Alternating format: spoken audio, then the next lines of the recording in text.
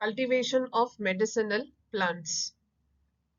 India is gifted with biodiversity. So we have various varieties of plants and many of which have got medicinal properties. People have strong relation with nature. The country has a great tradition of Ayurveda that cures diseases using medicinal plants. So Ayurveda is a branch in medicine that cures diseases using plants. Due to deforestation, medicinal plants are becoming rare. Hence, they are being cultivated. So gradually we have realized the importance of medicinal plants and we have started cultivating the various varieties. Aloe vera is a well-known plant all over the world and widely cultivated in almost every country. So many of you must be having this plant at home, that is aloe vera, and this aloe vera leaves are very useful for curing skin diseases. Neem is a tree widely popular all over India. So here we have a picture of neem tree and every part of this plant is very useful as these neem leaves are used as a natural insecticide and pesticide.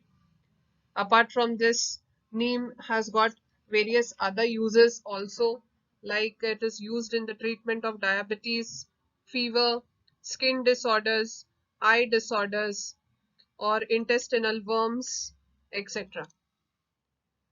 Then we have tulsi is a plant with many medicinal powers and particularly tulsi is very useful for respiratory disorders.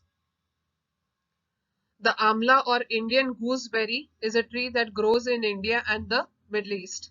Right now we have the season for this. Winter season we get plenty of amla in the market and amla is one of the fruit which is very rich source of vitamin C, that is ascorbic acid. Vitamin C, we know that it is a water soluble vitamin and so we lose it easily from the body. Hence, we must regularly have vitamin C in our diet. So, apart from a rich source of vitamin C, amla improves digestion. It is effective for diabetes as it helps to control the blood glucose level. It helps prevent aging, graying of the hair, and even boosts the immunity. So, there are a lot of uses of amla, and you all must have it in various forms. Now, here we have another plant, that is Adulsa. The scientific name is Adhatoda vasica. So this is Adulsa and it is having an ingredient vasicine which is present in its leaves and it is very useful for curing cough. The scientific name for neem is Melia azadiracta and we have already seen the uses of neem. Apart from this, even turmeric is very useful, that is haldi, and it is used for keeping the skin healthy. It even purifies blood and has got antiseptic properties. So these are some of the medicinal plants and their uses.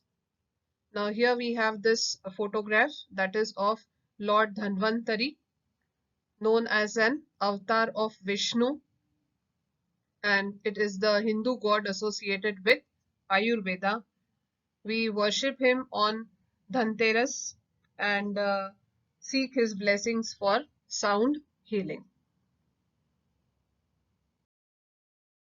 So we come to the last topic of the lesson, that is fruit processing. Various products like jams, jellies, juices are made by processing fruits. Fruits are perishable and hence need to be processed to be used throughout the year. Now fruits, once they become ripe, it's very difficult to store them. After some time they will get spoiled. So fruits have a very short shelf life. So if we want to make use of the fruits for a longer time, then they need to be processed. So this entire industry where the fruits are used to obtain their pulp and thereby convert into various products is called as fruit processing unit. And here various processes are carried out over the fruits so as to make jams, jellies, juices out of them, and they can then be stored for a very long period of time. So this is what is referred to as fruit processing, and it's a big industry.